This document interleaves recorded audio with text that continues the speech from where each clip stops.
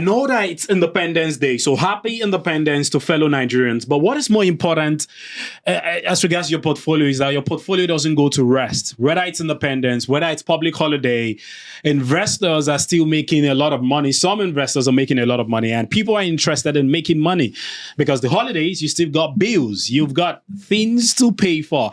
And that's why we're always here having conversations around the capital market. Welcome to Market Watch, brought to you by Nairametrics Television. My name is Frank, and you know I don't come alone. I have two able gentlemen. But before we go into our able gentlemen, let's talk about some of the things let's take a look at what we're going to be talking about today. End of month yesterday, and the equities market was seeing that happening. We're going to talk about that, the performance in the markets and how the NGX has been performing. We're also going to be taking a look at what is happening as regards capital gain tax.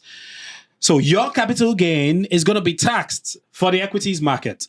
What are the intentions of the tax authorities? How do you plan to navigate your way around capital gain tax? You're going to find out on this episode of Market Weekly, and then it's Q4. And you know, once it's Q4, Q3 just ended.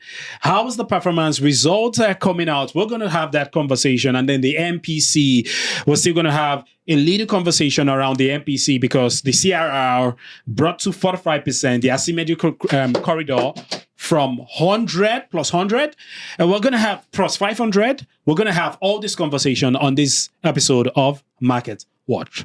I have Idika Aja and Mukhtar Mohammed. You're very much welcome again. Frank.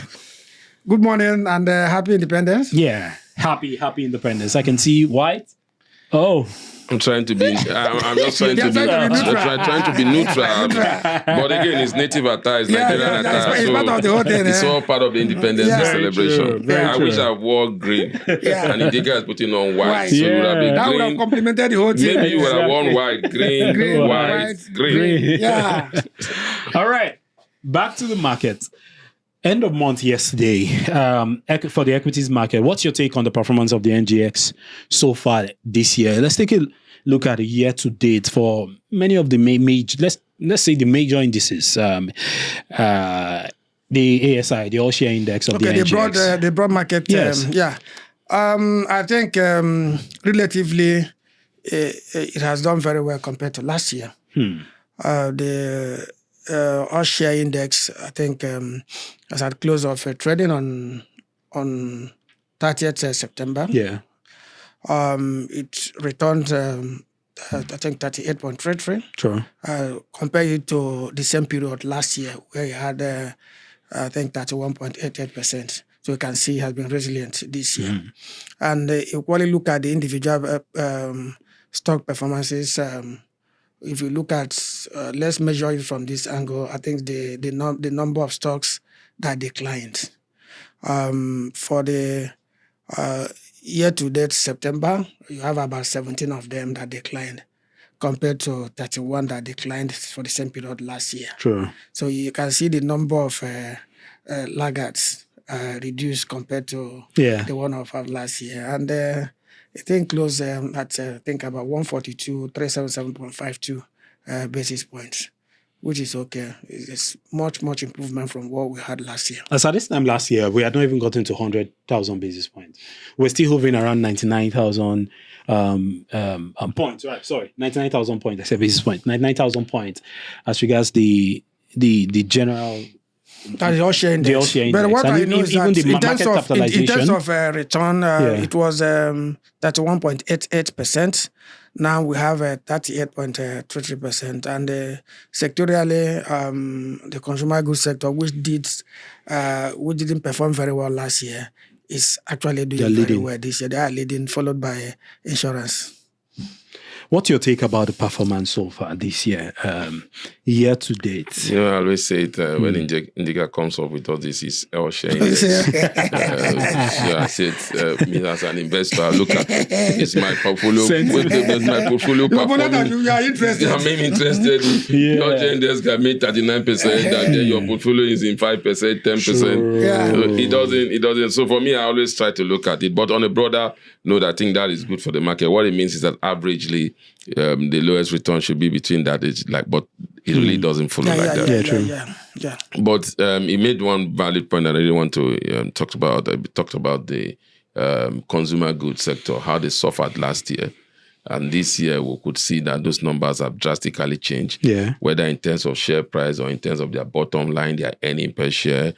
Some of them are now thinking of paying dividends from a huge loss. Remember those FX losses last year? Exactly. Yeah, it was a lot. It was a lot. So, but today we are seeing that turn. Insurance sector is now beginning to be for the big players also, especially with the recapitalization drive and others. So I'm impressed with what we've seen. If you look at that whether you use rebasing inflation or you use normal inflation, what it means is that if you invested in the equity market, you have beat inflation. Yeah, so 39.9% thus far, I think is huge for the market. One of the best performing market in the world, and also one of the best in Africa also. So like I keep saying, as if there's any policy, any economic policy, which sector is at hit and we are seeing the impact of this administration economic policy. If there's any sector that we have seen that impact, it's in the equity market. There's the exchange itself. We've seen the exchange hit the ground running with those impacts, either whether you are in the other side or in this side. Yeah. When it came in, you saw the banking sector making a lot of profit, the consumer sector losing out. But now we are seeing a balance. Yeah. We are seeing both are actually moving and definitely closely together. But there are still more to come, especially from those consumer sector. Index in perception index is getting better. Yeah. Inflation is coming down. Some goods are actually coming down, maybe not like we expected. Very exchange rate is stable. Yeah, it's relatively stable. I think it's looking it going further down. The dollar is getting weaker. There was Shaka Rabiu, the owner of Boa, said that he expects the naira to the dollar to close at 1,300 before the end of the year. And I mean, if you look at as at today's, it's doing 1,480. Yeah, true. Even in the parallel market. Yeah. I mean, so definitely you are seeing those conversions. And we have to also, the indicator didn't talk about that. We also have to commend the government also finally for them to be able to resolve their issue with Dangote through the naira to dollar swap, the crude swap. So I'm happy that they have to step in. That would have made a mess of whatever achievement we've achieved in terms of FX stability. Imagine if marketers are beginning to look for FX to pay Dangote, what the pressure will be on the naira. So at least we are getting the consumer goods still a lot of possibility. Insurance is still a diamond. I mean, especially with this recapitalization, still a diamond. There's still a lot in the insurance sector. Yeah. So, even at that, like he really mentioned in terms of the FX, I think the sustainability is okay. And even if you look at the equity market, the inflow, the foreign transaction inflow, so far this year, it has been very, very wonderful. The total transaction as at August stood at about 6 trillion compared to about 3.5 trillion we had in the whole of 2024. True. But between January and August, we have already booked about 6 trillion. And if you look at the foreign inflow increased from 600 billion to 1.4. Almost more than double what they did last year. Though we still have about 43 billion net outflow, but it's still something, and not in the immediate term, but at least it can still help to stabilize the FX. So, do you see the market hitting the $100 trillion market capitalization before the end of the year?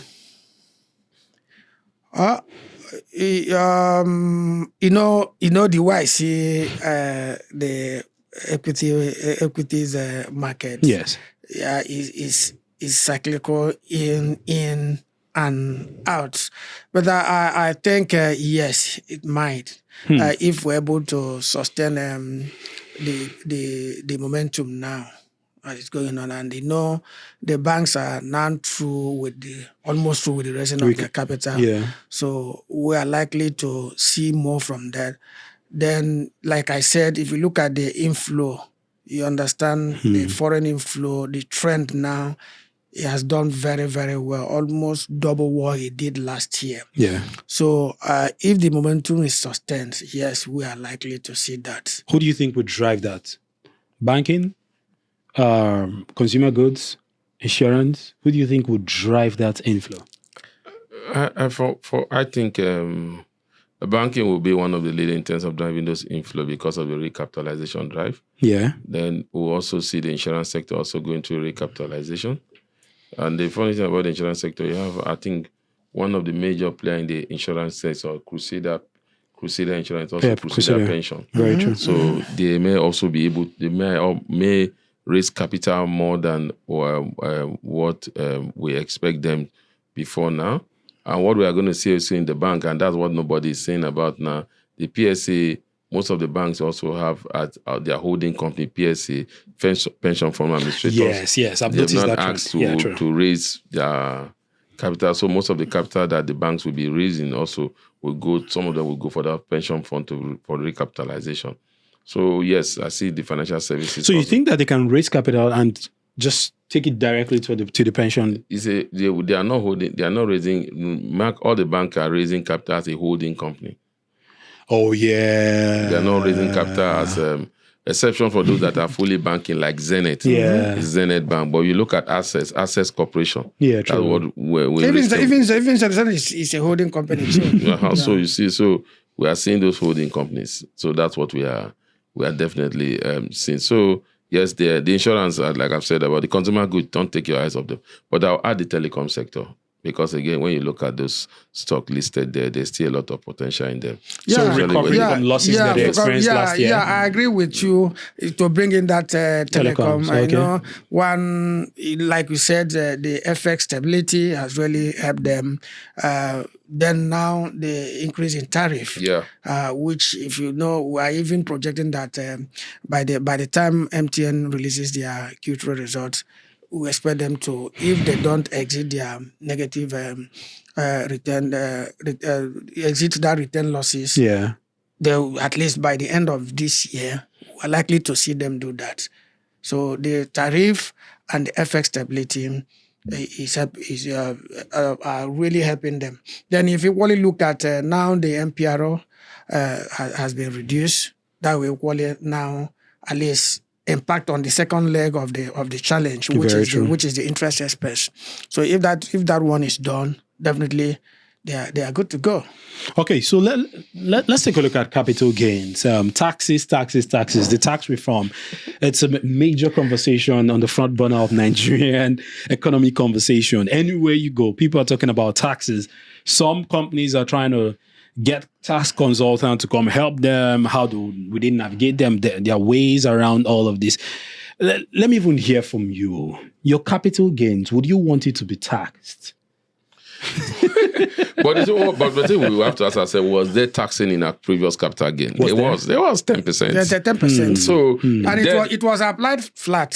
So but this one, they're looking at it progressively. So that, for me, that's where the challenge is. Like I said, I thought they should start, we would have moved up a little, maybe like to 15, 20%, have 2 years, maybe 2 years time, 3 years time, 5 years time, but hitting the market with 35, with 30% capital gain, I think it's huge. But again, when you look at what the chairman of this tax advisory committee is saying, it's always different from what the noise you hear in the streets. Because again, I heard him saying that, look, we are not saying we are going to tax retail investors. We are looking at investors that are doing portfolio above 150 million. That's where you have those capital tax coming. So institutional investors. Yes. Then again, when you see those movements again, he said, if you I didn't get that clearly. Maybe Ndika will be able to explain that. He's saying about if you leave your money, maybe you make a transaction. You don't pay that capital tax maybe until when you are now moving to another financial, is it through the fixed income or whether you have to pay that. So there's a lot. You see, the thing about the tax law is that there's a lot of nuances, shady, gray area that have not been addressed here. And that is due to the fact that it was not given to public scrutiny, so much of public scrutiny before you passed it into law. Some of the things that we are debating now are things that should have been debated before.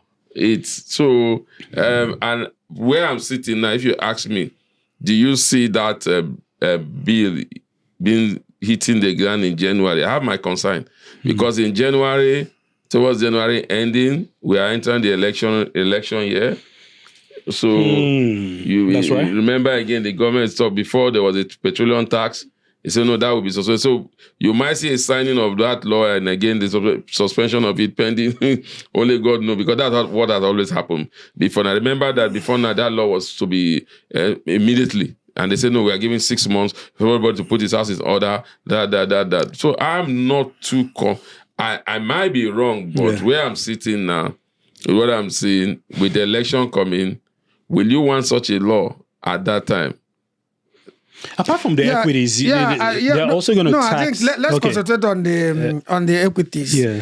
I think from what he said, and to add to that, yes, the law is proposing that the transaction should not be more than 150 million from 100 million it was before, and the gain should not be more than 10 million. If it is above that, then you will not be taxed. That's where the CGT applies. And again, for foreign transactions, which I think where we are going to have problem, and I hope, like you really said, it will not impact the foreign transactions we have here, because normally everybody would like to find out. Maybe we'll decide to wait and find out how the thing is going to work out. So because even outside the foreign inflows, that is direct, any direct inflow, you'll be taxed. But again, like you mentioned, if you reinvest, no matter the amount, back to equities, you will not be taxed. I think the whole thing is this.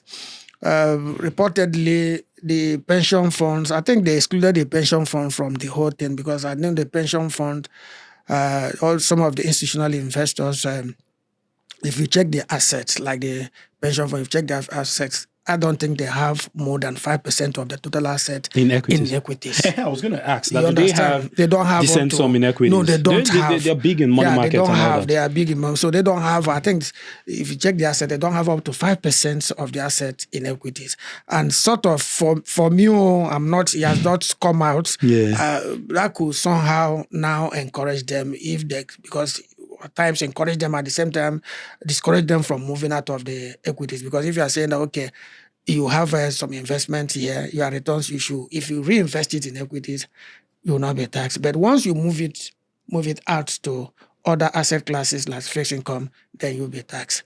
But my concern there is the foreign transactions, which has gained attraction, especially this year.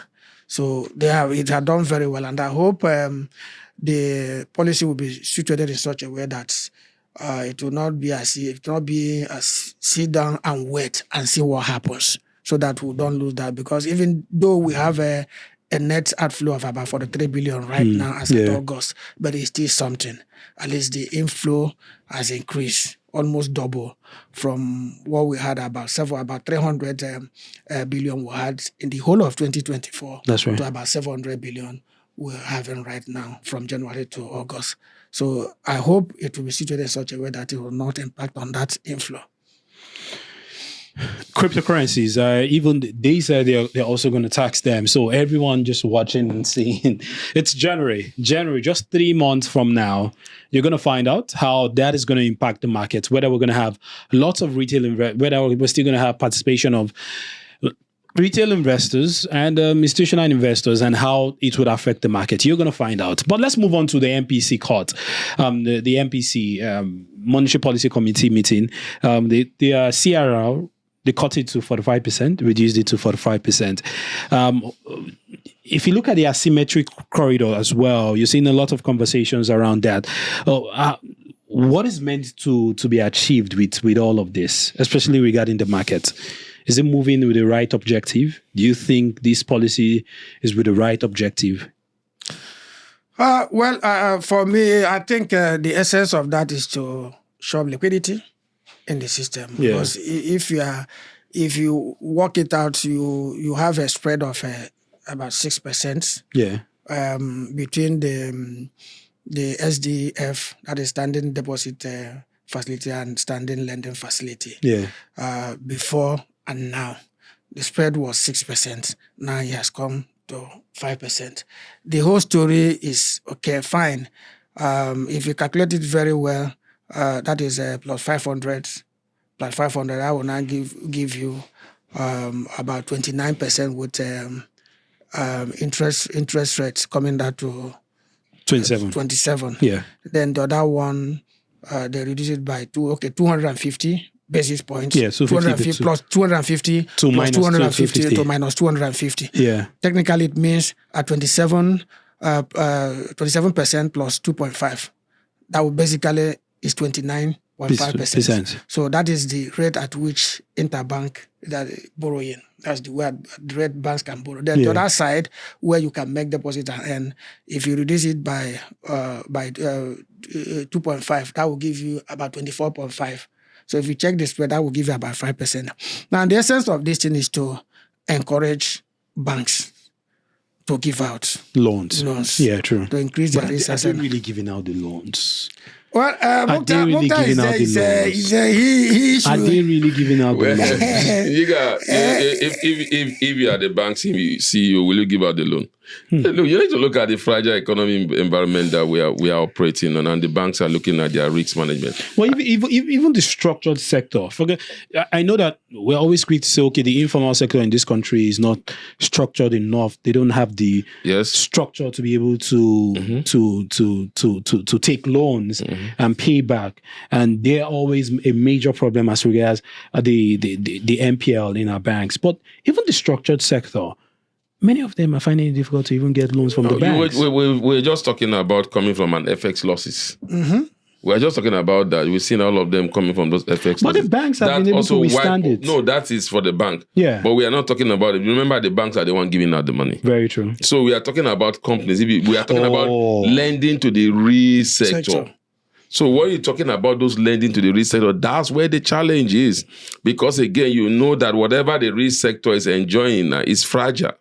Some of them are still having a backlog of some of these loans to pay, which have impacted the non-performing loans of the bank. That's why you see the bank prefer to go into all these fixed income instruments, T-bills and others, because it's safer for them. And again, these are banks that are also struggling with capital adequacy ratio.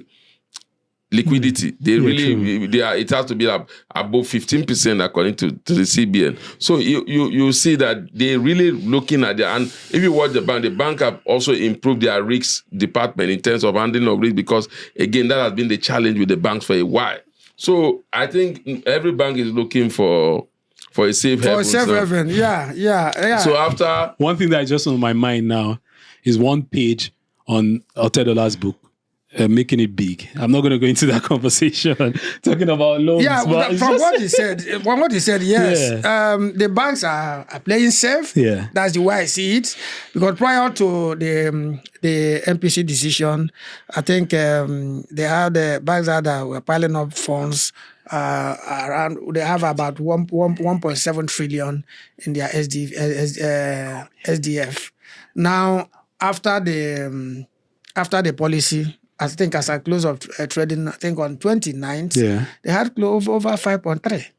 So you see, banks are saying, fine, we have this money, liquidity has increased, but we prefer to have it safe. Yes. Though the interest we are going to get from there, based on the change in the asymmetric corridor, we are still comfortable. Yeah. And again, you look again, the banks also are looking at their deadline of March for recapitalization.